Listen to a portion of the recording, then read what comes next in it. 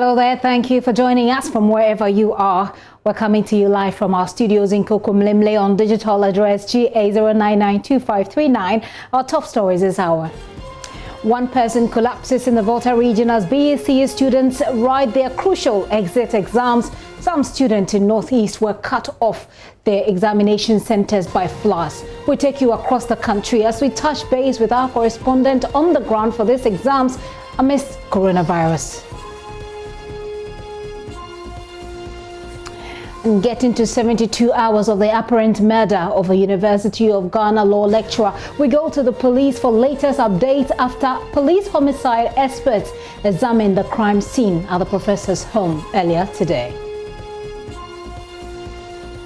Also, Electoral Commission set to address the nation on filing of nominations for the presidential and parliamentary elections as part of its The Citizen Must Know series. We're live at the party's headquarters at the Electoral Commission headquarters by 4 p.m. for that crucial update. Join us on DSTV 421 Go TV 144. We're streaming live on YouTube and also on our social media handles. Your opinions, your thoughts can come on 0540-109-009. My name is Gifty Andopia. This is The Pulse. Please be my guest.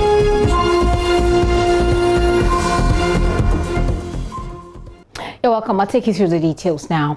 A team of police homicide experts led by the CID boss DCOP Ken Yeboah today were at the home of University of Ghana lecturer Professor Yaubene, where he was found dead at the weekend. The lecturer was found dead and lying in a pool of blood in his Ghana home with his hands and legs tied. As the investigations get underway, we take you there shortly. But first, here is a security desk report about the incident. The law professor at the University of Ghana, Professor Emmanuel Yaubene, was found dead in a pool of blood at his Ghana home in Accra Saturday. Police say he was found with his hands and legs tied. They also found several cuts on his body. A former colleague of his and head of legal services at the National Communications Authority, who first broke the news on his Facebook page, Dr. Poku Edusei, gave us the following details. It's a sad day. When there is someone that I have known for about 22 years.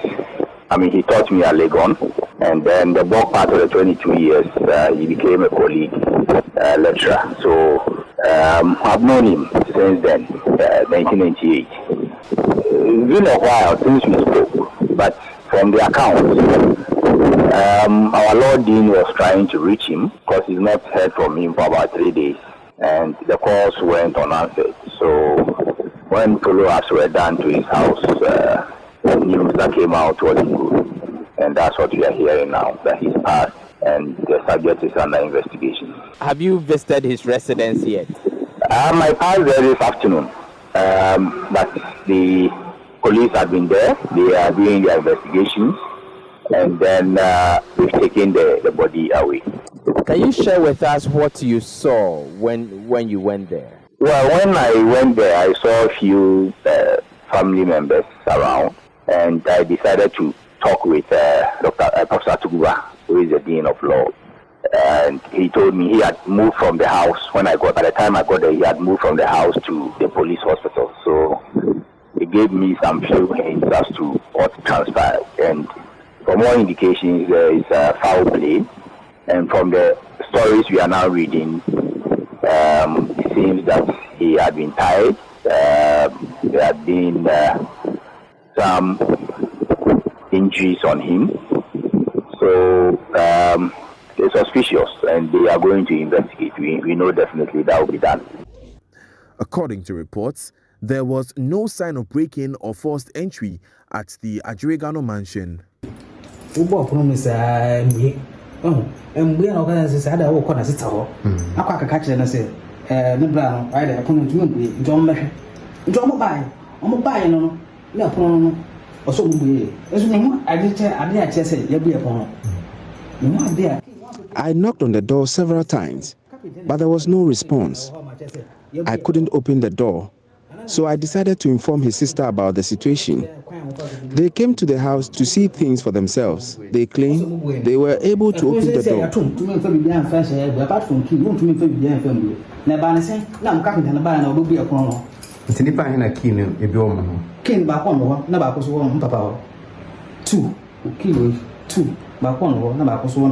I don't know how the carpenter opened this door. I don't understand how they managed to do it. Prof has his keys, and I also keep one. The spare ones are hidden.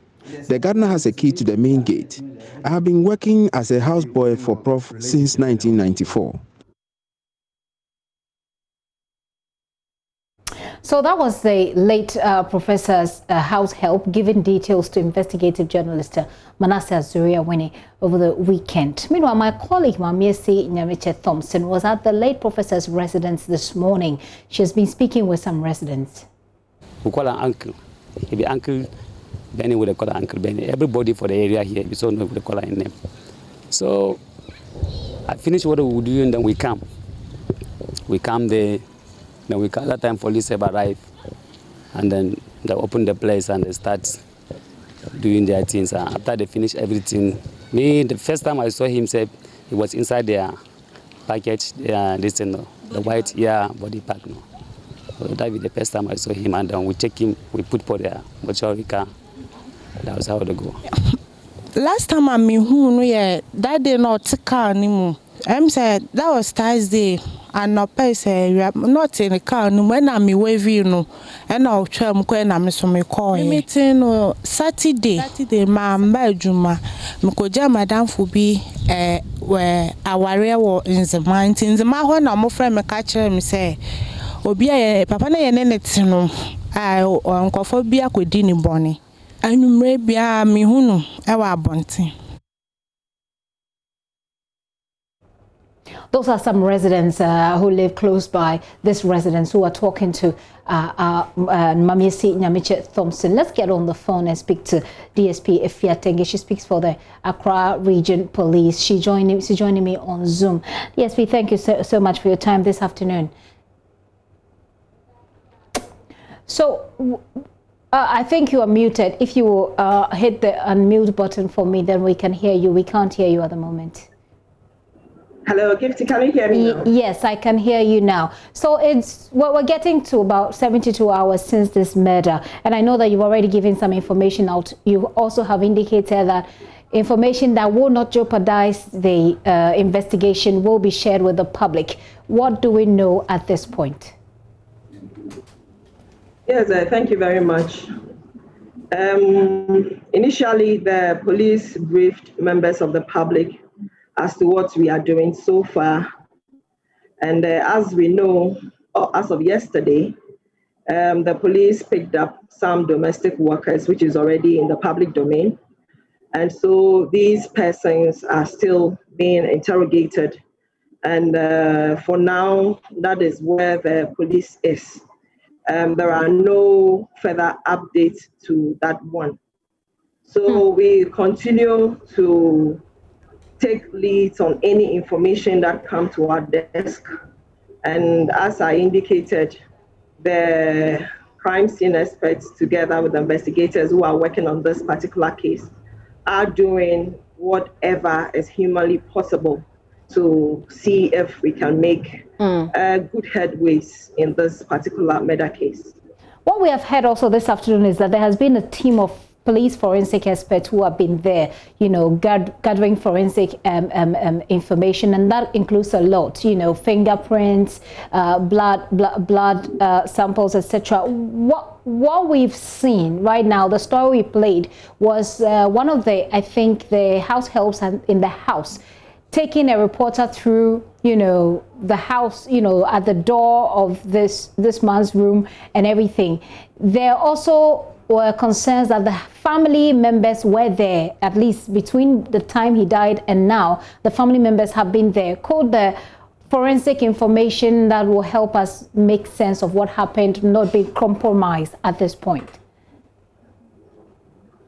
Yes, as I indicated, when the information got to the police, the Lagoon command moved in together with the crime scene experts from the CID. And the technical team, as I indicated earlier, had to go there with their own management team. They had to go there with some forensic experts. They also went there with photographers, an entire crime scene management team. And so they took or elicited every material that would be of evidential value to them. Okay. And what they are doing now is the analysis, that's the scientific analysis of this information. And when this was done, initially, the place was given back or handed over to the family. And that will make this thing clear. It doesn't mean that the police cannot go there again. The police can go there at any time, and every time that we get any lead, we can still revisit the scene.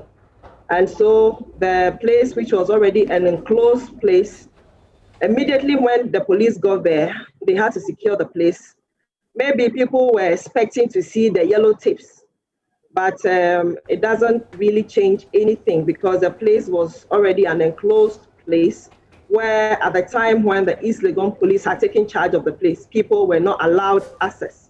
It was after when the crime scene investigative team had gone there, picked every information they needed, the fingerprints, any material that would be of importance to them as far as investigations are concerned, were lifted. That was when we handed over the place to the family. And that does not mean that the police cannot still revisit the place again. We are doing what we have to do as professionals, and we know bringing in the crime scene experts alone indicates that, yes, the homicide units who are trained in investigating cases of this nature have taken whatever they wanted to lift initially at that point. So we should not be castigated, and people should not think that the police are not doing what they are expected to do.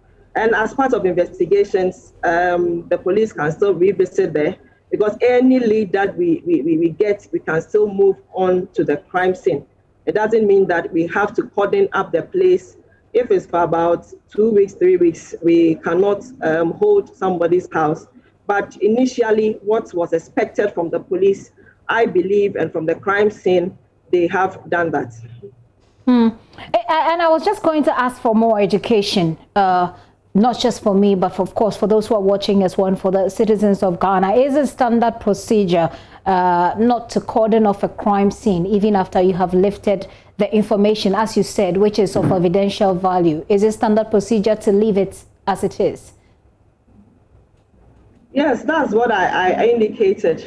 Usually, we have the primary crime scene, and every conviction of any criminal case starts from the crime scene. So for the police to go the primary area, they have secured it, they had taken whatever they wanted to take. For them, they believe that what was necessary for them to do, they had processed it, they had done their reconstruction, what they have to do a comparative analysis of all that they have picked together with the information they are also getting as and when their investigation leads them.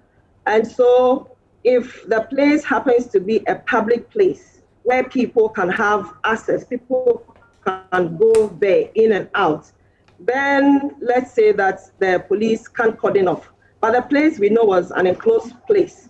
And if per the experts, per the technical team, they think that they have picked whatever information they wanted at that material moment, I think they can leave it. They are doing their work, and they believe that at that point, probably they could leave it to the family members.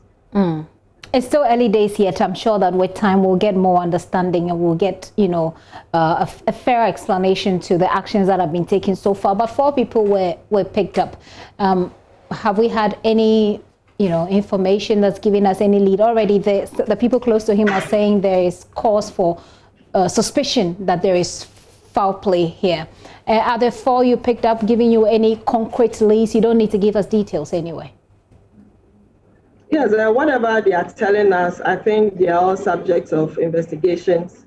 The they are giving us a lot of information, and whatever they have given us so far, I think it should remain here. But in the course of investigation, if we believe that there's still more information that we can share with the public, we'll do so. But for now, all that we'll continue to ask for the cooperation of the general public, where we are asking that if there are any reliable information out there, they should not hesitate, but hand them over to the police through our emergency lines. That's the 191 and the 18555. But let me assure families and also friends, loved ones, that the police is really working around this.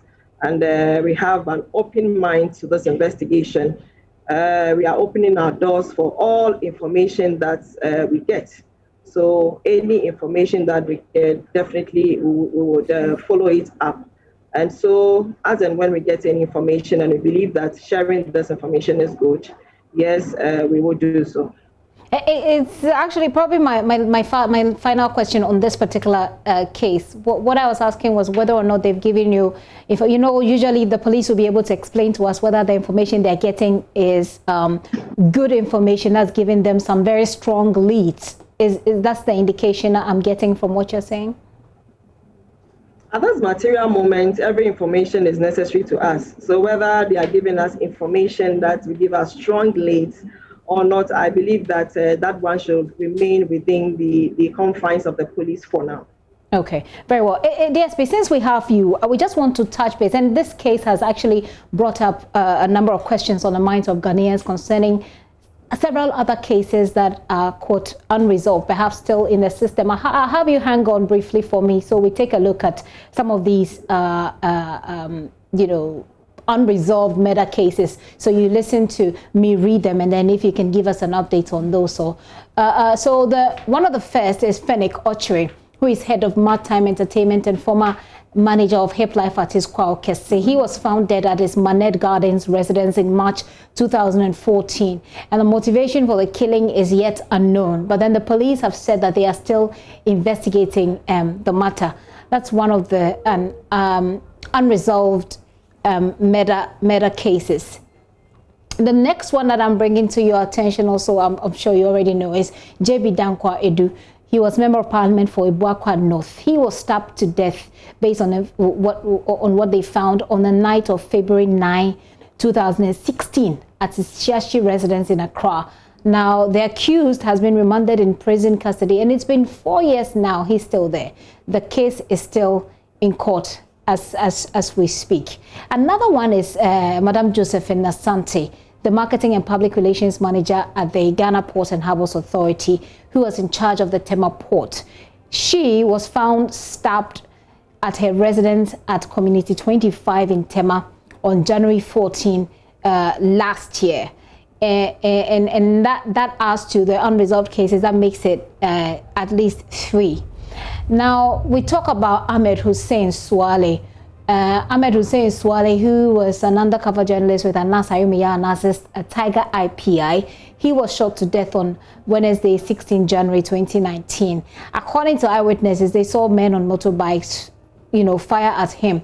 No one at the moment is standing trial, and it's been more than a year after his murder. Now, there is Ohineba Kwejo Afojo, who was the Asampohene of Kumasi. He was murdered on the Ejura Nkranza Highway around Ebum in the Ashanti region on Sunday, 18th of August 2019, around 4:30 p.m. We know that 3 suspects have been arrested in connection with the murder, but as it stands now, that's all we know, that the suspects have been picked up. One Edward Quote Papafio, who's a 64-year-old retired biochemist, also has been killed. He was said to have been killed by 3 traditional priests on 15 January 2020 at Adeso. Now, the 3 traditional priests have been charged with conspiracy to commit a crime. Also, that's where we know, I mean, where the case has ended so far. Maxwell Atakra is a 44-year-old pastor with the Jehovah Nisi Church at Ejuso. He was murdered at his residence in Santase, near the Cition new site on August 12, 2020 at about 2 a.m. and this happened this year. Of course, police in Kumasi have told us that they're investigating this matter. I have just quickly 3 more to add to the list. Akwesi Banahene is a timber contractor. He was shot dead by unknown assailant at his residence at Mim in Esunafo North Municipality of the Ahafo region. This happened Friday, August 21. That's just last month. And that case is still pending. Of course, these are some of the new cases we're seeing. Augustina Tay, also called Adjoa Kelempe, is a resident of Disunim, a suburb of Aguna Swedru. She was last seen on 27th August 2020. His body was found in a pool of blood in a bush with several machete wounds. So the final one that I add to the list and take your thoughts on DSPF here is Nyamo Natse. She's a 10-year-old girl killed recently. She was found lying in a pool of blood with her throat slit at Ajekojo, Sun City on the 4th of September 2020. Her father, Frederick Nate, said that the CID told them Nyamo had also been stabbed after her body was examined. And I agree, this is a tall list, but there are some that happened, recently. There are some that have been pending for 4 years. Fennec, JB Dankwedu. What can you tell us about all these cases that I've outlined? Yes, Gifty, I appreciate the account you have just given. And but you know that all the cases you have given are of a national dimension. What I mean is most of the cases are being handled at the national CID. So it's like asking me questions that I have no answers to, because any updates on them usually is at the National Criminal Investigations Department. Okay. Because you are bringing out accounts of cases that have happened all over the country, knowing very well that my jurisdiction sometimes, not even sometimes, relies here in Accra. And even in some of the cases, when it becomes difficult, they are usually, or most at times, handed over to the National Criminal Investigations Department, because they have all the forensic experts for them to continue investigations. But that aside, I would want to educate the public that crime has emerged in a number of sophisticated dimensions in recent times. And like any other country, there is no way that we can say that there's a place or a location or a country in this world where a crime will not be committed. Definitely, crime will be prevalent in any country, to say. Going forward, what we would like to say is that some of the crimes, when they are committed, it takes few days for the criminals or the perpetrators to be arrested. Others also take a while. And it's for a fact that others may go unresolved because of how the crimes were perpetrated. Usually when a crime is committed, the police go in with all the optimism, hoping that we'll come up with very concrete results and outcomes. And so we go in like this, we put in all our best. And for a case like JB like this, because it happened within my jurisdiction, how long did it take the regional command to arrest the said suspects? Now the suspect has been arrested. The case is now at the prosecution level. It doesn't mean that we haven't done anything about it. We work, we pick people, we take them to the court. We make sure that everything the police need to do, we do them on these cases that come to us. So it shows that we are working. But as I have said, some we may bring finality to them, others too, we cannot. And it is not only peculiar to Ghana alone, but we always try as much as we can, because yes, that is our mandate, and we owe an obligation to members of the public that if crime have not been prevented and they are committed, we are supposed to get into it, investigate it, and bring out finality to the case. So for it, what I've also observed is that sometimes I know that if we should find out the updates on these cases you have mentioned, all these tall lists, we will get some updates. Probably people may not even get interested in them. That is one thing I have observed. When an issue comes, we see that it becomes topical. We all talk about it. People want updates. We give them. But when the police continue to make headway, and the case even gets to the criminal justice system, at the courts, people don't even follow again. Even when we are even giving updates on something that has been done, they are not interested. They don't carry out the same topical headlines because people think that there are other competing stories that they need. But to say all, I would say that police is all that we have now. Let's not continue to rubbish us and make us feel that we don't know what we're about, or we cannot do what is our mandate to do. We are doing what is expected of us. And so we will continue to ask or implore for members of the public the needed support, all the information that we need. And some of them, we cannot also hold the police accountable. There are so many things that sometimes we realize that there are lots of lapses elsewhere. It can be human factors, it can be negligence, it can be so many other factors. But this is not a time to begin to ask questions or find out what has gone wrong. Rather, let us continue to support, especially in this particular case, so that we would make very concrete and definite headways in this, and we would still update members of the public on what outcome we get. But very well. Let me tell you that always it has been our objective that we get to the finality of every case, every criminal case that comes to our desk.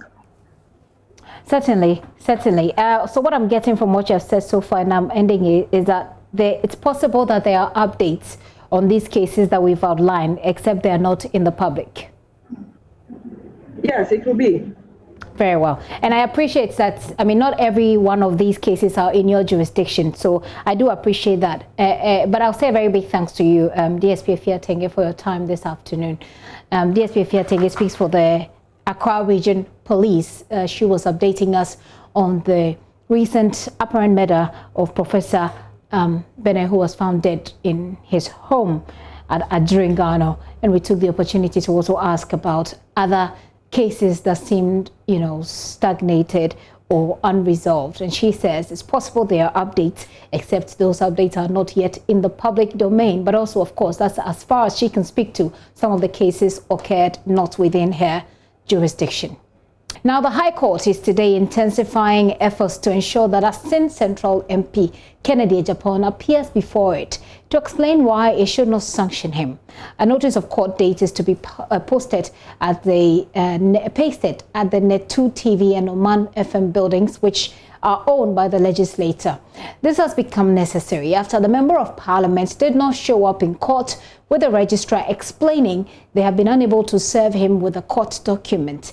The MP allegedly made comments that the court deems insulting and denigrating the image of the judiciary in a land dispute involving him. Mr. Japan was to appear today, but failure to show up caused the court to direct substituted service. Court correspondent Joseph Akable reports. The MP on live TV takes on the judge hearing the case involving him. The court had deemed the comments scandalous, causing it to summon him to appear before it. He is required to show cause why he should not be severely punished for his comments. The bailiff, who was directed to notify the MP to appear, says he has been unsuccessful both in Parliament and at the offices of Net2 TV. Justice Amos Wuni has directed a notice of hearing be pasted at the Net2 TV building and High Court notice board. Mr. Japan would have been deemed appropriately served with hearing fixed for Friday, September 18. How about we take a very short break here? I'll be right back. When I return, we'll talk about BECE. I remember when I had to write my own BECE and all I had was a good luck. Well, these students are having to do that amidst coronavirus. We go across the country. One of them, we understand, collapsed today in the Volta region. In the Northeast region, most of them could not write the exam. Well, not most of them, many of them could not write the exam because they were cut off because of floods from the examination centers. We're live on the ground when we return from this break.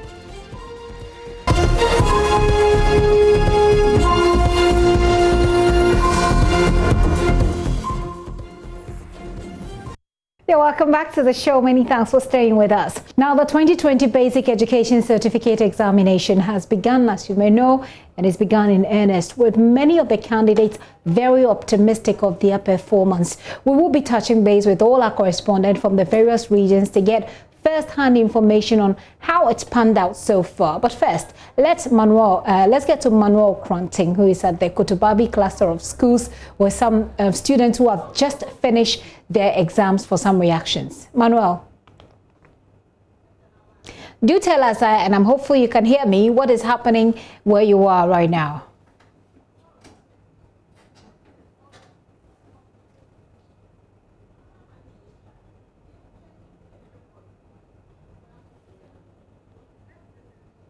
Okay, so unfortunately we can't hear from them, but we can obviously see children, young people who are talking about their experiences. Manuel had an earlier interaction. We'll bring that to you, but let's try again, see if we can hear Manuel this time. Manuel.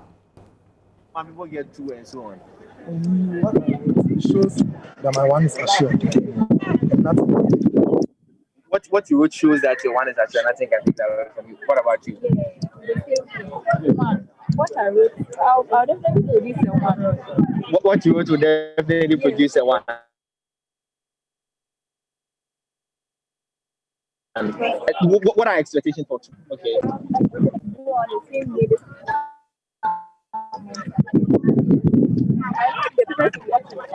You know the papers will be okay.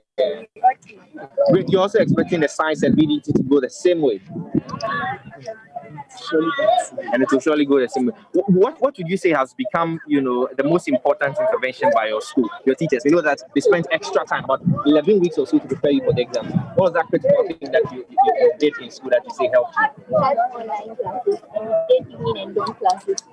Online class and even in dawn classes. But that's stressful, isn't it? Yes, but it's only 5 days. Oh yeah, that will rest for sometimes. Okay, great. So these are some of the students from Grace 2 International School. I'm trying to speak to their teacher. Mr. Samit is around. I'm trying to speak to him and then get you the reaction of the teachers themselves who taught the students. They are telling me that it went well. They say that it's a sure one. This is nothing but a one based on the things that they've written and they are confident. Thank you so much. Congratulations, your students have come out from the example. They say it's a sure one. How do you feel about it?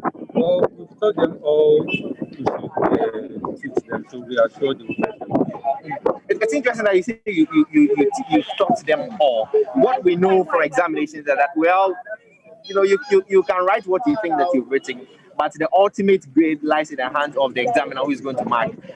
Where's the confidence coming from? That you think that everything in a question, you just came out of a paper, you think that everything in the question you have covered them? Well, actually, we are giving past questions and chief examiners to, so we took them through it. So we are confident that they will come out successful. They tell me that you did extra classes.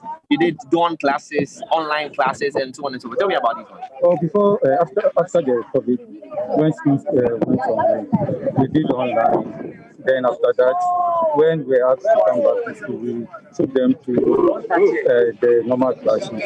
And we actually made them stay in the school, so we also did the dawn classes. So you've been doing dawn classes, extra classes, and so on and so forth. Finally, how different really has examinations during COVID-19 been from the normal? Because we're all wearing masks now. That's a critical. It's a little challenging because most of them are not comfortable wearing the face mask. So like most of them are not comfortable with the face mask, and they have to wash their hands, sanitize regularly. I think that also added to the time. So I think. Great. So he's telling me about how different COVID-19 examinations are from the regular ones that he's been taking the students through in the previous years. And so, I mean, they've come out and as characteristic of examinations that you have. Some students come out of the exams hall and they are filled with tears. Others also come jubilating. The story is that of the latter for the students of Grace Dew International School, where started writing at the Tubabi cluster of schools. And they say that it's a sure one. That means that the best of the grades are coming from. Well, it's exciting to hear that optimism, which is great. Manuel, thank you so much. Unfortunately, he's joining us via Zoom, and it can have its own challenges. But we appreciate that we can at least get to hear from those who have just finished writing their exams. They don't seem too excited, but they believe they've written what they ought to, and we wish them all the best. I take you away from the Greater Accra region to the Volta region. The examination, we're told, started smoothly until one of the female candidates collapsed. The father of the girl started having seizures this morning when they were leaving the house for the examination center, which is at the Maoli Senior High School. Ivy Setoji is joining me live with more. Hello, Ivy. Ivy? Ivy, I believe that the exam has ended today. For those who wrote, what can you report from where you are? Yes, Ivy, go ahead. Ivy, do you hear me? Looks like I'm having a hard time hearing Ivy Setoji there. Well, how about those are the visuals of the young lady who, seemed to have a hard time today writing the exams. Well, definitely there will be another opportunity for her to be able to write. We'll get back to Ivy so we get those details. But I'm taking you to the Upper West region. Rafiq Salam. Rafiq, what can you report? I can tell you that the Upper West region is a peaceful region, and also the students are really happy regarding what transpired this morning and this afternoon. So in the Upper West region, about 13,000 students took part in the examination, and then also 7,049 of them are boys. And so in the Upper West region, we have 54 centers here, and in the one municipality, 11 centers. So Upper West Regional Minister Dr. Hafiz Bin Sali and the outgoing Upper West Regional Director of Education and a host of other officials from GES, and then also the one municipal chief executive went to the various schools to do monitoring to see how it was ongoing. I can report to you that it went on peaceful, and the students are excited about what they saw on their papers. Interesting. And Rafiq, are there any, reactions from the teachers and the invigilators about, having to do this in coronavirus? I mean, are there any concerns around coronavirus and the exams, so to speak? All the centers that we visited, talking about the one municipality, the 11 municipalities, the 11 centers that we visited, they were not concerned regarding the coronavirus because the students, when I even spoke to them, they said that they had straightened enough, and even all of them had their sanitizers in front of them, and so any quick thing that they are able to sanitize their hands or whatever. And also they were also using they used the thermometer gun to take their COVID level, as people will say, and that was what actually transpired in the Upper West region. So there seems not to be anything, no challenge regarding the examination. The only challenge that we seem to get was at the technical institute where the students were lumped at the auditorium, and at least the place was very warm. And so when the minister went there, the one municipality went there, and there were these large fans that were there. And so they instructed them, directed them to put the fans on. If not, the room was very warm for them. But when they kept on, the students were really happy. Rafiq, thank you. But as Rafiq is reporting, he's also been interacting with some of the students. We can hear from them. Al-Hassan Momi. Whose school? Sweet Mother Academy. Okay. You went in for the paper this morning. How was it? Oh, it was cool. And by the grace of God, we'll come out with flying colors. Why do you think that the paper was cool? Because we treated all the topics, and we went in and we saw exactly what we were being taught. You were supposed to write these exams some few months back, but COVID came. Yes. And you're writing it now. Has that disrupted your programs? I don't think so. Because if you are determined, nothing can distract you. So I think we did well. And COVID did not distract us from doing what was right. You wrote your first paper, you are waiting for your second paper, and then subsequently other 6 papers. Yes. Do you think that it will be the same? Yes, by the grace of God. So you think that you can pass the examination? Yes. And I sincerely wish them all the best. Let's hear from the minister, the Upper West Regional Minister, who went around checking out how the students are doing. Please, this is the beginning of your future. Do not mess it up. Read the questions carefully, take your time, and answer it. Do not engage in any untoward behavior. Do not try to cheat. I believe strongly that you have equipped yourself very well for this exam. Therefore, do not do anything that will mar your future. I am confident that each one of you gathered here will go through the entire exams with flying colors. Be rest assured that His Excellency Nana Addo Akufo-Addo is waiting for you. Upper West Regional Minister there. My colleague Martina Bugre is standing by for us for the Northern Region. Hi Martina, what can you report? You're muted.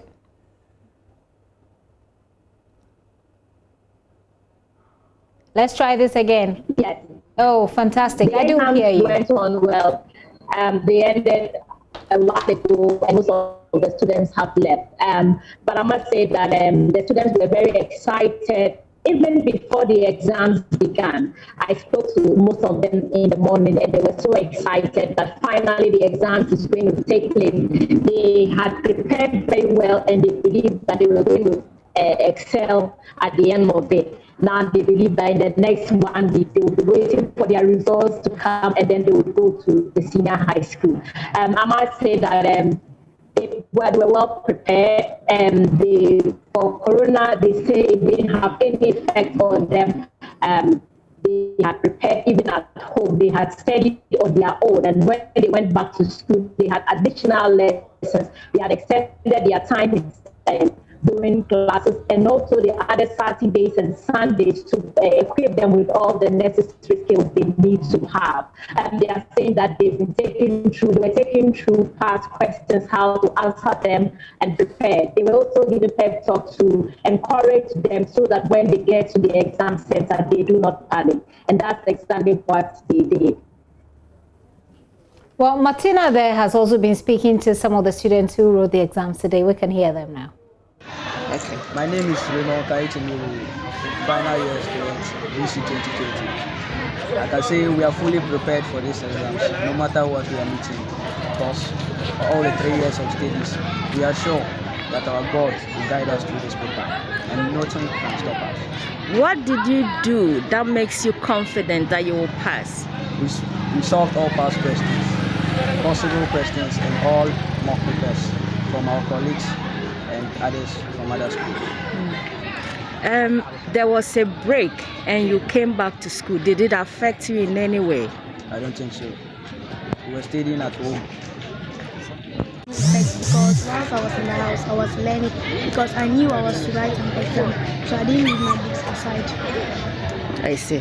So what did you do different? I started learning hard because this has been one of my external exams I'm to write. I've never written an external exam, so I was well prepared so that I can pass well and get to this. What's your name? Adoshaku Hafsa from Springfield Academy. From Darul Hadith Islamic School.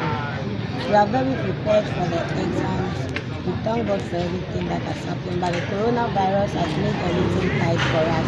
When we came back, our teachers had to have Saturdays and Sundays for us to learn more, and the books they gave us we got some as to how to answer these questions, because this is our first time.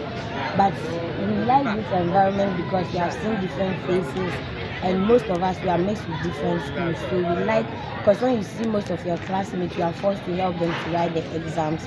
But when you see different class people, you will write alone and you'll be happy to get your exam.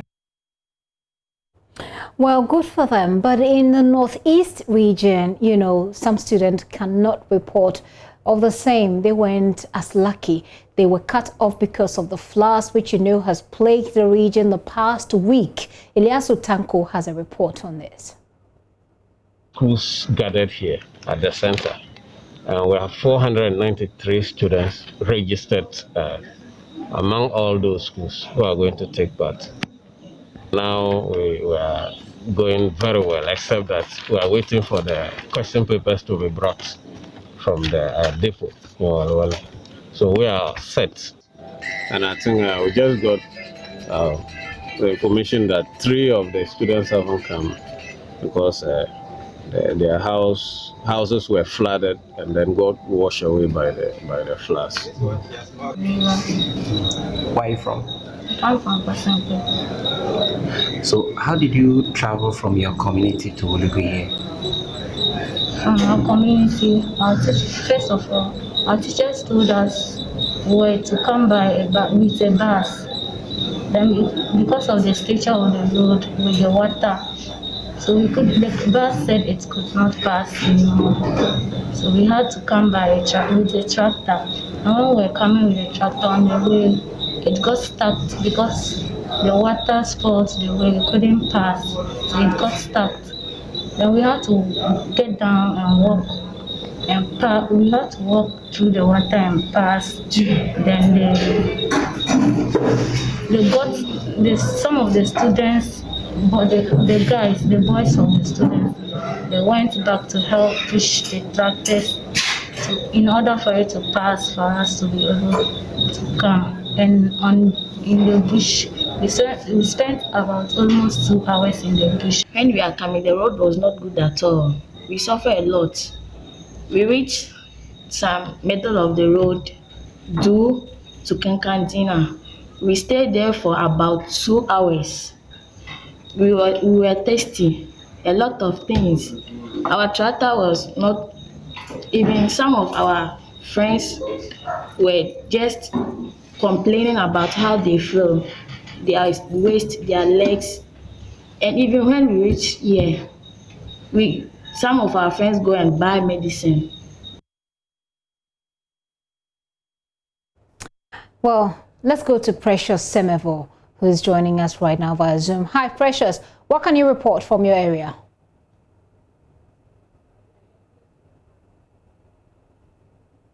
Okay.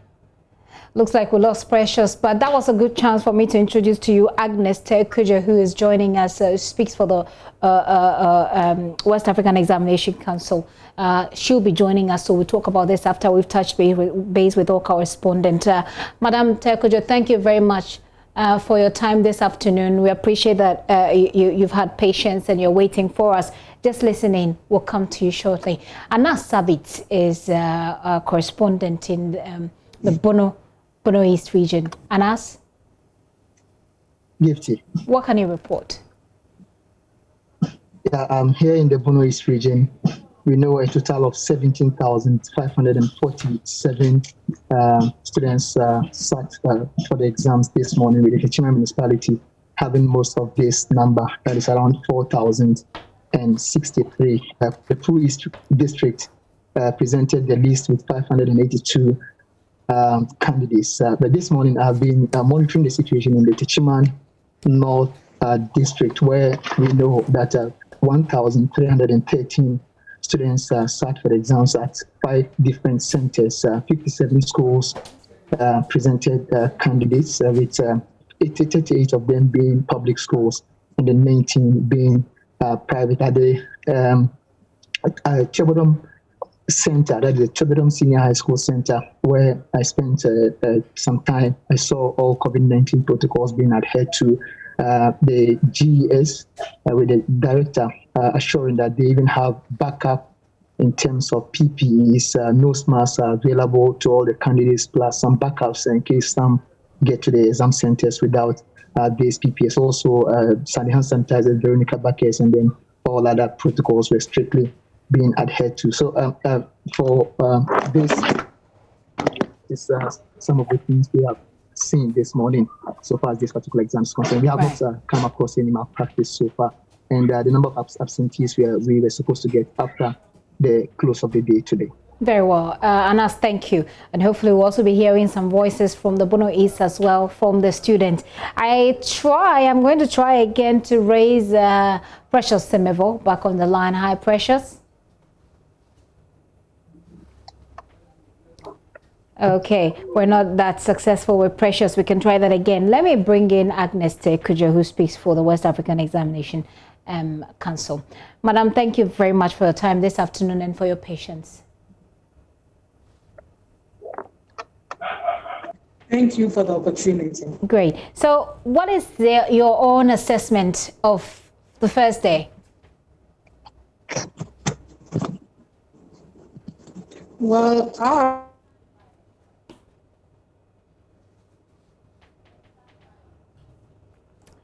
okay.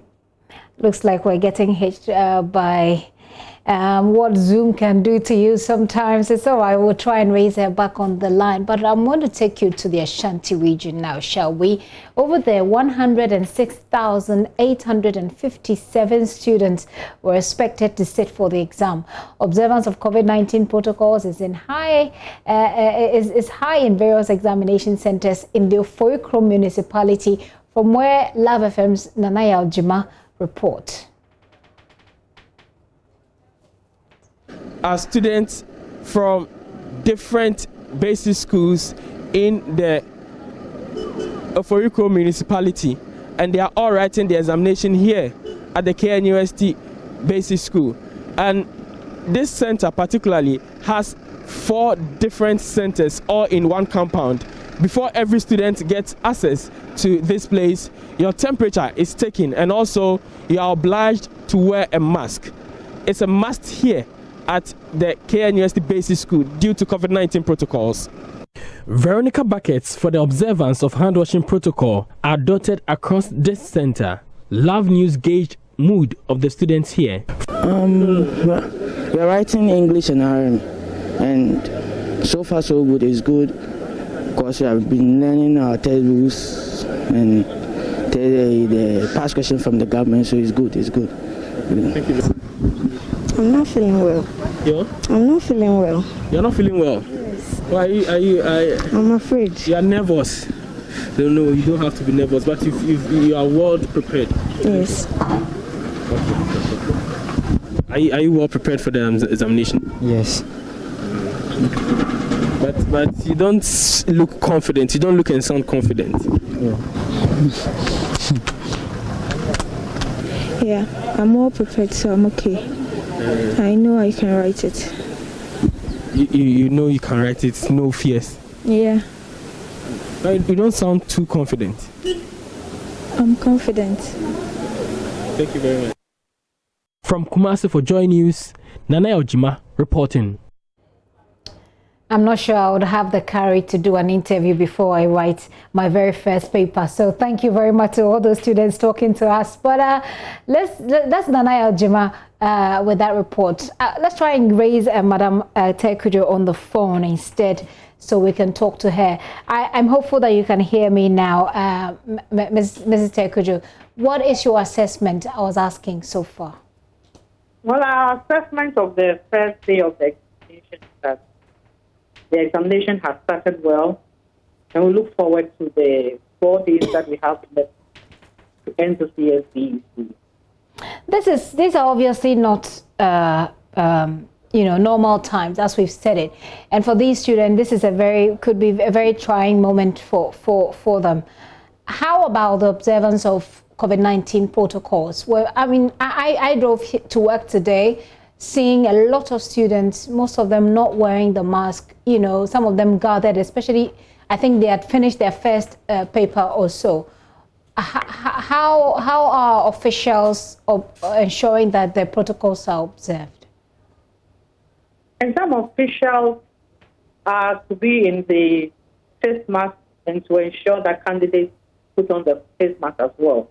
I have been listening to the reports being filed by reporters, and I have not heard anyone mentioning that candidates did not put on their face mask. So I believe that if you saw them without their face mask as they were moving to or from the centers, I believe that in the examination hall, they would have put on their face mask. So I don't think that should be a problem at all, because it has been broadly stated to everyone that all officials, all candidates are expected to put on their face mask in the examination hall.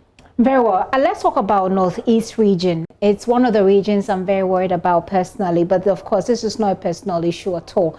Has it come to your attention that some of the students were cut off because of the floods? For the past week, they've been battling with floods and from the Bagre Dam spillage, as well as a lot of rains. Has it come to your attention? You stated something about the Northeast region? Yes, I did. Yes, whether the candidates. Okay, so the report. Yes, no, the report is that for the past week, I was adding background to it. That for the past week, they've been battling floods from the spillage of the Bagre Dam, as well as rains. And the report our correspondent is filing today is that some of them were not able to reach their examination centers because of the floods. They were cut off. Their villages or their towns are cut off from the examination center. Is this something that your people on the ground are also reporting to you? I haven't received any reports of that. Okay. We have gotten in touch with our branch manager there, and I haven't received any feedback yet. So we'll be following through, and then we'll get the information. Please, can you hear me? Yes, I can hear you. Right. In the case of a situation like this, what options are available for those who aren't able to write, for example, even if it's just their first paper? Well, a candidate who is unable to write any examination, unfortunately, we cannot put together another paper for the person within the next few days or months or so. We have the private candidates examination, which will be coming up in February, and such candidates can take advantage of that. Even if it's not their fault, like the student in the Northeast region, because this was a flooding situation, are there no other options? Like I stated, we have the private candidates examination, and that's the only option. Take advantage of that. Yes. That's the only option. The question is whether or not that's the only option. That is what I think is available now. I don't know whether. Let's receive the reports and then we'll take it up from there. But as I said, the private candidates examination is available for anybody who could not take this year's examination for one reason or the other. Okay. These students are, doing this exam in a very uncertain time. There is coronavirus, and there was actually talk about allowing them to go back and forth. So there were also talk about the emotional and mental state of these students. Will that be taken into consideration during the marking or the examining of their papers? No.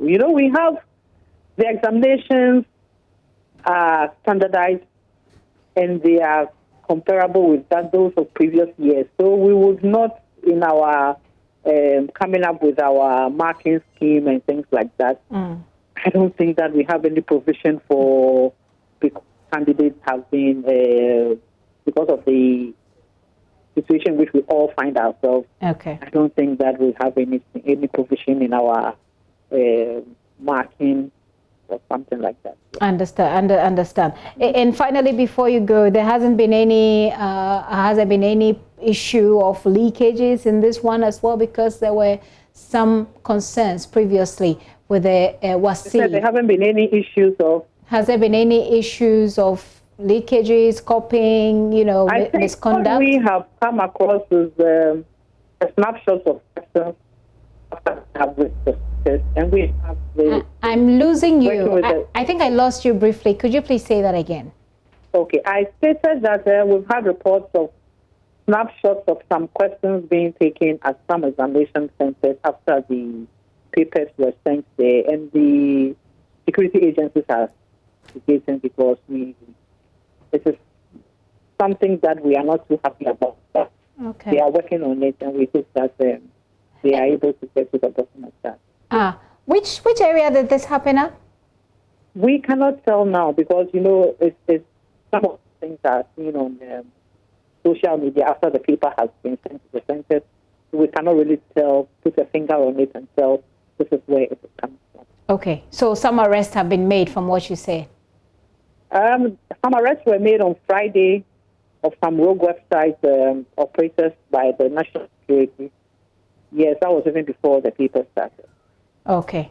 Madam Tekujo, thank you so much for your time and your patience. And this is just the first day. I'm sure in the coming days, we'll reach out to you once again.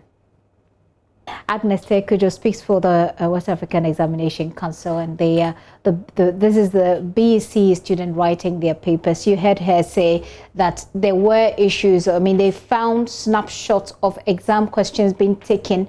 This happened sometime, she says, last week, and the national security, has been involved in investigating that particular matter. Regarding those who have been cut off, especially those in the northeast region because of flooding, she said it hasn't come to their attention, but they'll look at it. But then the only option available, looks like, is for them to partake in the private exams in February if you are not able to write this time.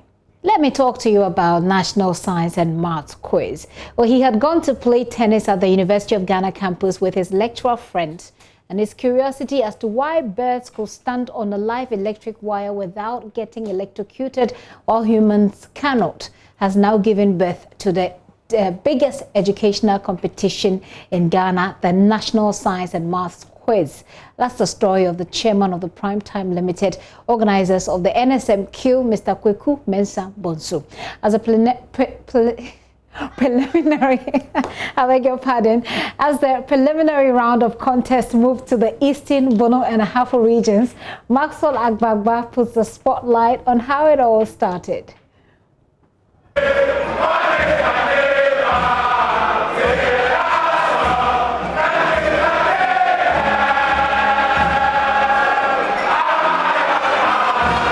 The National Science and Maths quiz has transformed from merely being a competition between schools. It is now a battle for the bragging rights with the active involvement of past students, families, and even communities where the schools are located. These contestants from Porter Girls talk about the enormous pressure on them to win the trophy. We were surprised that by the grace of God, we're able to remember much of the formulas, and then God made everything go on so well that right now you're feeling so glad, you're feeling very grateful right now.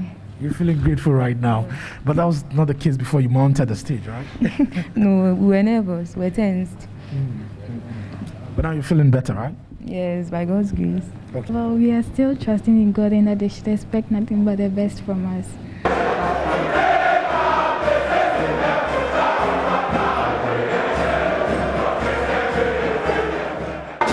What started as a dream on a tennis court at the University of Ghana campus is now reality, providing quality edutainment to many.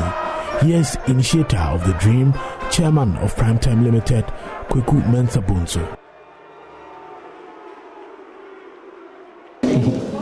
Sometime in 1993, must have been April, on a Saturday evening, I went to play tennis at Lagoon, and I play tennis at Lagoon, I still do. And parking my car, I saw these birds jumping on live wire, on these overhead wires, and I kept wondering, why can they do that, and I can't even hold, So I called out to my friend, then Dr. Ebenezer Awatri, who was an animal scientist, and I asked him, how come this can happen and I can't touch it? So he was explaining to me about insulation and all those things. So I told him, look, I've sent proposals to Unilever to start a science and maths quiz. And I'm supposed to go for for their reaction the following week. That if I go and the reception is good, he would start working on the structure. Since he's a scientist, he would know what, and fortunately, he delivered like the idea. So I came back and I gave him the rules, 5 rounds of competition, 1 hour, physics, chemistry, biology, mathematics. So he set out to put together the structure, the content, what should go in, how each round should be structured. So that is how it started. Started on the tennis courts with 2 pigeons. Yeah. Yes. And this name started with, was inspired by a mouse. That's why we have Mickey Mouse. Wow. I don't know whether we should have a Mickey, what we should call our pigeon. Yeah. So it was started just watching pigeons jumping up and down on a live wire.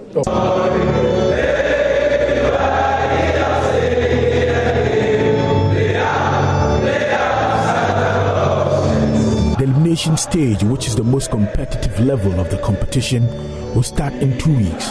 There, hearts will be broken. Others will be filled with joy. Congrats in advance if your school makes it. Maxwell Ababa for JoyNews.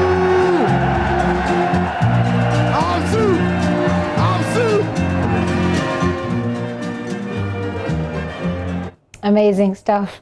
Our seniors lost at prelims stage last year, but we have won and will do better. Those are words of the determined Virgon Senior High School contestants in this year's National Science and Maths Quiz. Now, the team won today's first contest in the Bono-Ahafo Regional Zone, laying to waste Presec Bechim and the Kumfi Amiao SHTS. They told JoyNews that they studied tirelessly in hopes of going beyond the 1/8 stage, a feat their predecessors could not achieve.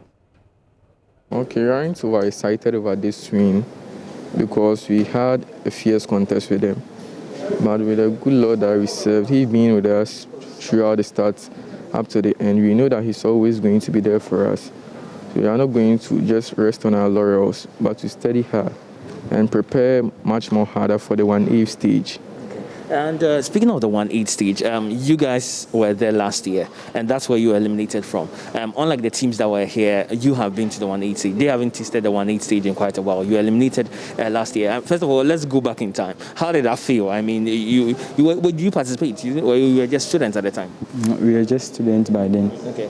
So how was the feeling? I mean, has it inspired today's win in any way? Somehow, because it boosted us to learn. Because they lost last year, we will find it that we have to learn to overcome those difficulties. So what's the guarantee that this year we are going to go beyond the 1/8 stage? This is because our seniors didn't qualify. I mean, they didn't win their contest last year, but for us, we have won our contest. So this can be the guarantee that we will. But they won the preliminary stage, didn't they? No, they lost, but they were part of the 14 selected schools with higher points. Okay. And even that, they couldn't break to the next stage. So you think you winning legitimately this time means you are going to... Yes, please. Okay, quite interesting. And for those out there who are watching your win at this time, is there any message to be the fans or competitors at the time who are ready to face you? What we are telling all our fans and our supporters is that they should keep continuing supporting us, because since the Lord is with us, everything shall be well for us. Okay. Well, those are the humble gentlemen of Virgon Senior High School. They have won the very first contest of the preliminary stages right here in the Bono-Ahafo region. Certainly, the Lord is with all of us and is with all the schools as well. We'll see who wins. Well, the broadcast of the 2020 National Science and Math Quiz is brought to you by JoyNews, your most credible news channel, and is supported by Bryce Senior High School Kukwentumi, building dreams, shaping the future. Also, DBS Roofing Papa Pafi, Adonko Hand Sanitizer, Korumpo Sro, and Adonko Next Level Energy Drink, the premium energy drink. How about we take a break from here? We'll be right back to stay with us. When we come back, I'll tell you the story of one of my colleagues, Evan Spencer, from the neighborhoods of Adabraka to the London School of Economics. You hear it all, the Evan Spencer story. Do stay with us.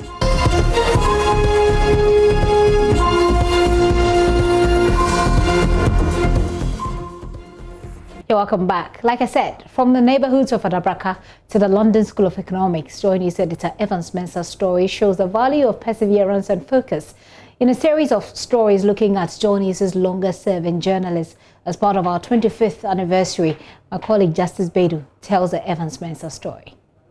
This is Top Story with Evans Mensah. Tonight, students on rampage, a bloody attack on... For many, his is Ghana's most authoritative news voice on radio.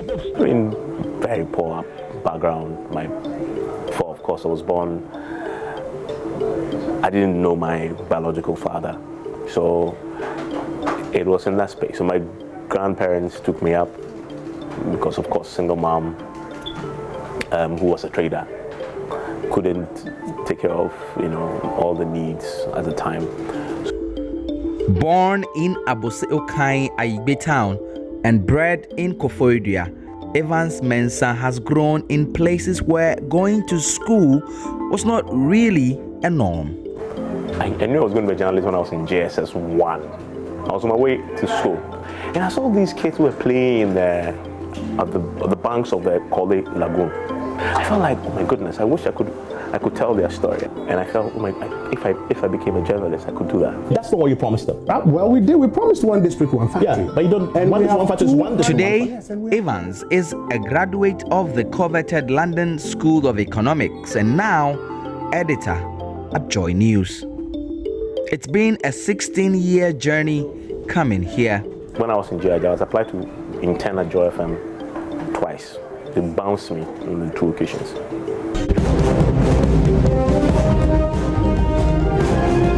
Our projection is that Nana Addo Dankwa Akufo-Addo will win the 2016 presidential election.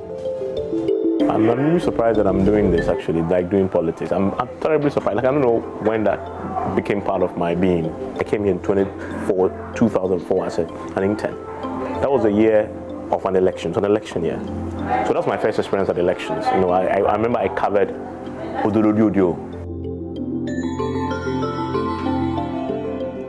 I just want to be the best version of myself every single day. I mean, so when you hang up the boots in journalism, which will certainly come, you give yourself every single day. I judge myself every single day. I don't look in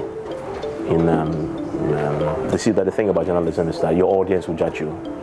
Nobody else, not your boss, not your HR. The media landscape is changing. Evans says he misses the past, but is excited for what the future holds and hopes, like in 2004 when he first came here, Joy would still be leading the pack in the era to come. There are many things in society that wouldn't have been without Joy FM. I mean, if you imagine the number of investigative reports, if you imagine the number of individual stories that we've told that have changed lives, stories that touch people's lives, like, I mean, we helped build a whole hospital. Justice Bedu, JoyNews, Accra.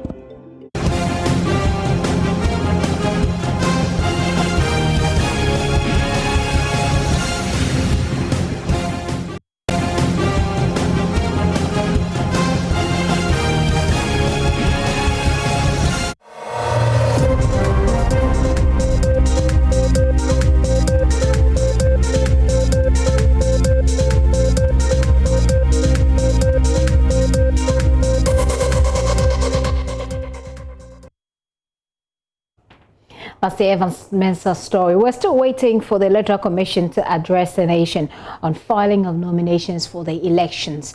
And we're told that this will happen at 4 p.m. Well, it's past 4. We're still waiting. We're live there on the ground, by the way. As and when it starts, we'll take you there live.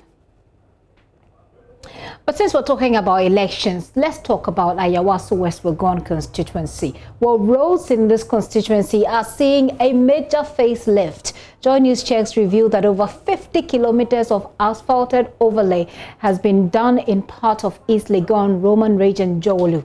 The rehabilitation of the roads comes just months, as you know, to the December poll. So a member of parliament for the area has been talking to us, Lydia Sarah Malhassan. She is dismissing claims that the move is only an attempt to advance her electoral fortunes during the December 7 polls. But what do the people on the ground say? My colleague Kwesi Parker Wilson has visited East Lagoon and its environs and has come through with this report.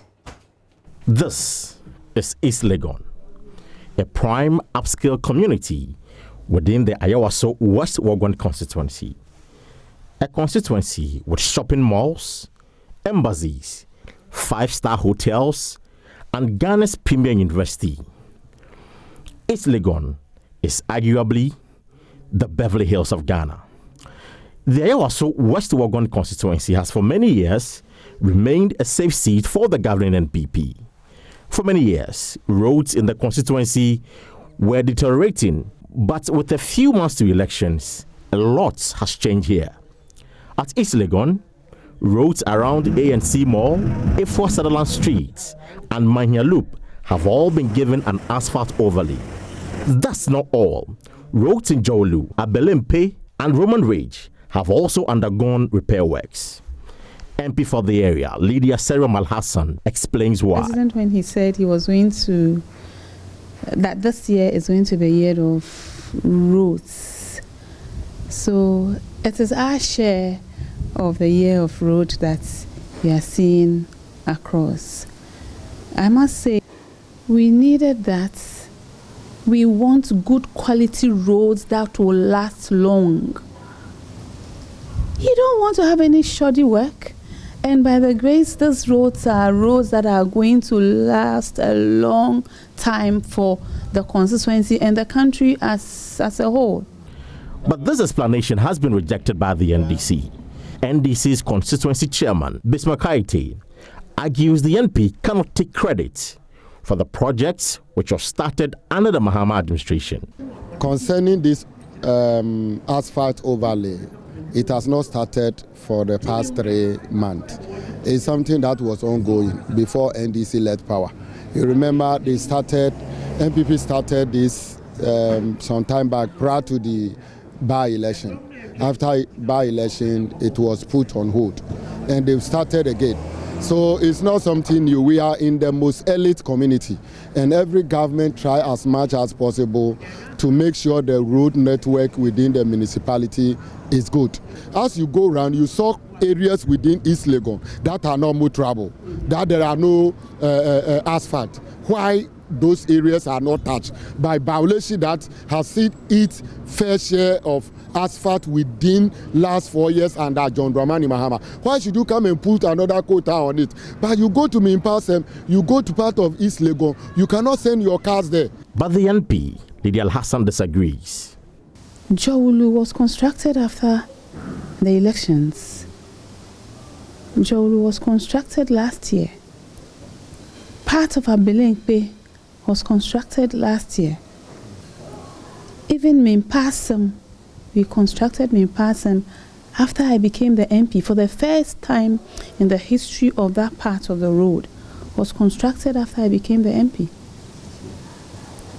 So it is not for the by-election. It's a developmental project that, by the grace of His Excellency Nana Danko Akufo-Addo and the Minister for Road, brought to the constituency. Though I am not that long in Parliament, but this is something that I go to them up for on a daily basis. I lobbied for the road construction in this constituency. The NP, however, admits there are still deplorable roads within the constituency, but appeal to electorate there to remain calm as plans are underway to fix their road. We are still, I believe there are still issues to do with the Lincoln Road and all the other roads in Abelempe. Jolu, I'm not saying here that we are constructed all the roads within the constituency, but we have over 50 kilometers road within the constituency. There are a whole lot, I tell you. Even with what I'm doing, I don't sleep. I receive calls on a daily basis that our road hasn't been done. We have you haven't fixed our road, and I plead with them, my constituents. We cannot do everything within this year. Can kindly bear with us. We are working hard to ensure that the rest of the places that has not been constructed will be done. I promise you, I am doing my very best. I really don't sleep until your roads are done. Meanwhile, residents, including commercial drivers, are excited about the sudden modification of the road networks. Some of the constituents who spoke to JoyNews at the Washington Bay say business has shot up since the construction of the roads. First in the news, especially village near say a car it may block 45 hours. Na can't mean Koibu across our packet to say soon be a free quano. But my men are MP Wahano. One am say or ye quino. Tiquano so dear why any fine or ye aboa. Intinesu any agent. Let me tell you, since you topana become was here, go ahead to net me. By Conor Bend, ye bow for a corner be busy bus, being a Juma cry some way. When we go corner so dear, Ubitiman, I'll cut crab with my coffee, could trust her to soon as out some levy out or the year. By a corner lawyer and part of a boy, you may cost or ye kind of you may cost come upon. Oh, like I say, posh cars and heavy cars and a fast in tea. I'm not watching basin by it. Me now see grass, I'm a salad in this after crime, can be mass, bending it to refia me who chibi crab feeling cry. Chatalum bar. I'm fasting. I said, I'm going to quite a way. Quite my mountain. I'm going to me. So, vote to get 28 and send you to come to bed 10. Come to me now, but quite a way in my idea. Well, what do you say? Where do you live? Is that also your sentiment? Well, the Electoral Commission has for the first time publicly experimented the robustness of the biometric verification device expected to be deployed and used during the upcoming elections. At a stakeholder meeting here in Accra, the Metropolitan Assembly on Monday morning, the Commission demonstrated how the BVD works with an assurance to ensure fairness during the upcoming elections. With the BVD in use, the Commission says it is practically impossible for any individual to engage in multiple voting.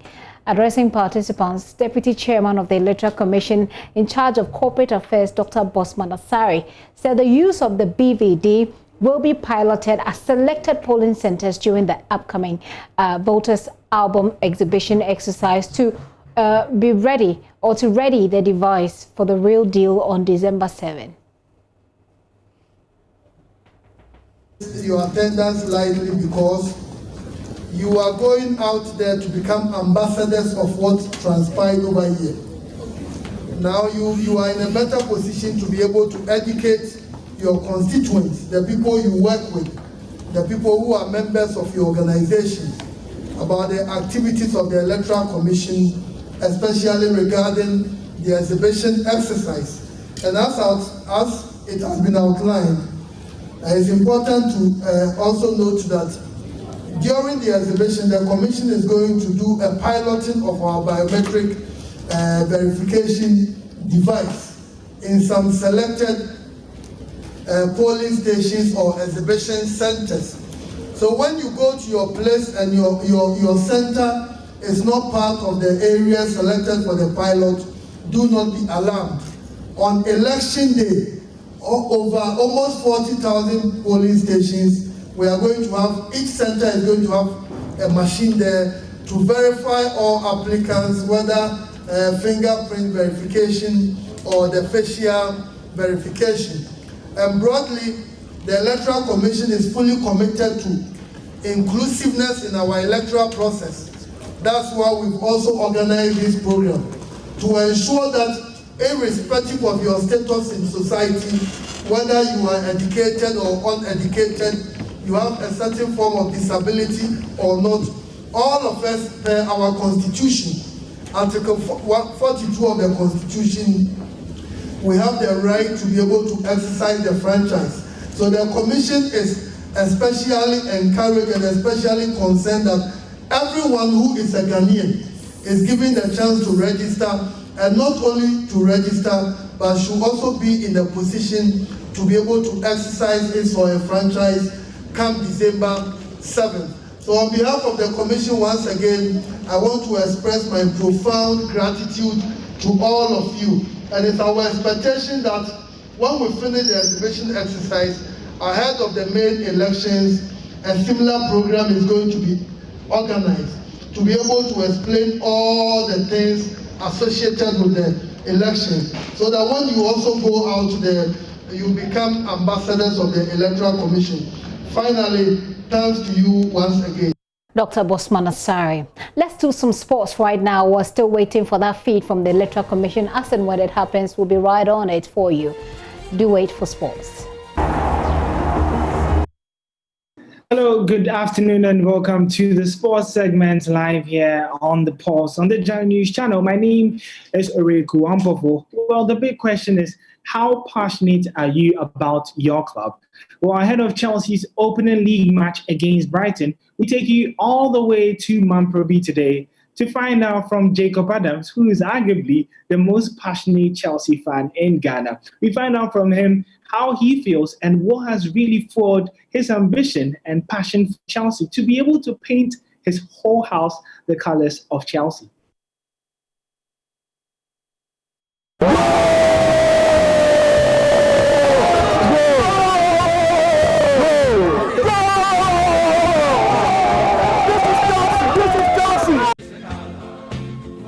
Yes, fans are at the complete disposal of their teams, becoming joyous with their wins and miserable with their losses. It can sometimes even reach the point of anger and violence when the team loses. Well, the shocking notion is that a game that is mainly for entertainment has such a powerful grip on its fans.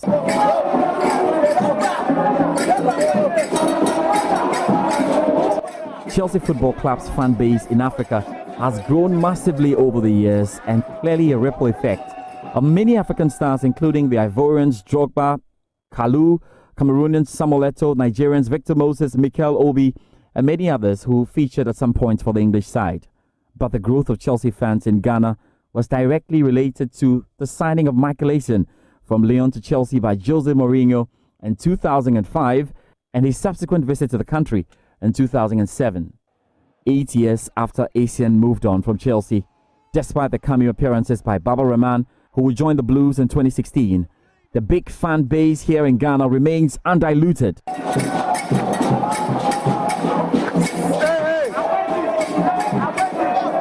I was extremely surprised when I chanced on a birthday party in Mamprobi, Agege 205, a suburb of Accra, a birthday party with the blue and white colors of Chelsea everywhere you turn.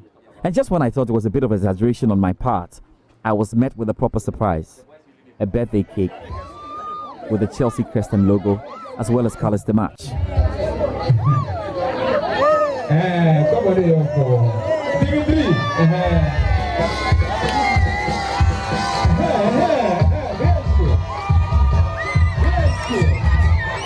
So I spent time to meet the Chelsea fan named Jacob Adams to find out his Chelsea love story, and I was pleasantly surprised.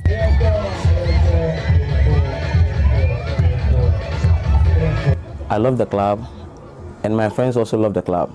So we decided to do something great, and also name a Stamford Bridge for a venue place for the Blues fans, so that we'll be watching the football matches here, and so yeah. So how did you become the area champion, the Chelsea area champion, that everybody is coming around, people will come here to watch? How did it happen? Oh, actually, I'm sociable to everyone. Yeah. So I spoke with them that I would like us to do something like this. So as someday they will also hear your face around maybe at the UK or something. So we decided to do this place, a venue for the football. Yeah. So were you surprised when I called you today? Actually, I was surprised. I've seen the birthday party and I want to talk to the guy. I was surprised, yeah. And that is one. That was my wish. Yeah. Okay. Yeah. For me to have an interview with, if not you, from Uptown or something. Yeah. Because I posted it and I shared it on TalkSport, Chelsea. This in Talk Chelsea. This in .net. Okay. I shared on their page and then Chelsea Live and things. So I'm happy. You're happy? Yeah. Now, yeah. When you told your wife that you had a call from Joy FM, what did she say? She was amazing. Yeah. Yeah, it was amazing. Yeah, and a surprise too. Yeah, I see. She thought I was lying. Actually, she thought I was lying. I said no, it's serious. So I'd like you to speak to her so that she see that if you explore something there. Oh, that's why the video call came in. Yeah. I also enjoyed the video call. Yeah. Good. I was thinking when I saw your name, Jacob Adams. I was thinking, have you played football before? No. You haven't played football before? No. Oh, but even gutter to gutter, you play small. Yeah, for that one. Yeah. But no professional football. No. So how do you, or how have you developed a love for Chelsea? Where did it start from? That was in 2008 when Mourinho came to Chelsea. Okay. And I saw the good work he's doing there. Yeah, and I also fall in love with the club. So I said, no, let me join this great club. Yeah, so that everything will be great. Wow. Yeah. But it's not been always happy for Chelsea. Yeah, but ups and downs. Yeah, they are ups and downs. How do you manage it? I'm imagining this place when Chelsea has lost by 3-0. Serious. At times when we lost massive like that, I don't talk. I don't know what I don't talk from. If you ask me a question, the question is not clear to me, I'll fire you. You fire? Yeah, even my mom know that one. So Chelsea. Loss is there. It hits me, so I hate lose. His wife, Dinah Adams, aware of her husband's love for the club, surprised him with a birthday party that had a proper Chelsea touch. It's my husband's birthday, and I want to do surprise party for him. But I can see he loved the color. Yeah. Blue is the color. Yes. He loved the color so much. So I used Chelsea to surprise him. Okay, nice. That's really good thought there. Yeah. But how are you handling his love for Chelsea? Because if Chelsea win, you are happy. But if Chelsea lose, you are in trouble. How are you managing it? It's not easy. So I've been asking, when Chelsea is playing, I will ask somebody, what's the scores? So when the person tell me, Chelsea won. Chelsea won. Then you're happy. Then I'm happy. Okay. When Chelsea loses, then when I come home, no, I'm coming to sleep. Because when you ask him something, no, fight. Jacob is a die-in-the-wool Chelsea fan, a man who has smartly persuaded his family into believing the Chelsea gospel, including his little son, Caleb. Adams' home has been named after the West London club's Premier League official grounds, the Stamford Bridge. And Adams has formed the Chelsea supporters group known as the Blue Army. The Blue Army watch games here and meet to talk about Chelsea every other Sunday.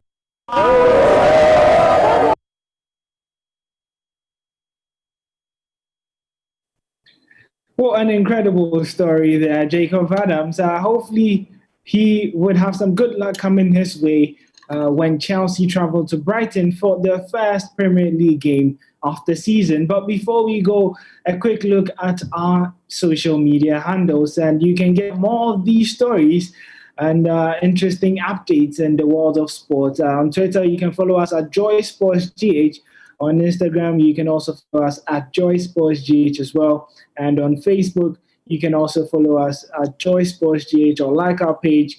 And for interesting sports articles, including the one on Jacob Adams, you can also log on to myjoyonline.com/sports. My name is Oriku Wampofo, and we'll be back again to bring you updates of that Chelsea versus Brighton game when Prime comes your way, and the sports segment also does come your way as well. But that is it for now in terms of the Sports on Pulse. See you later.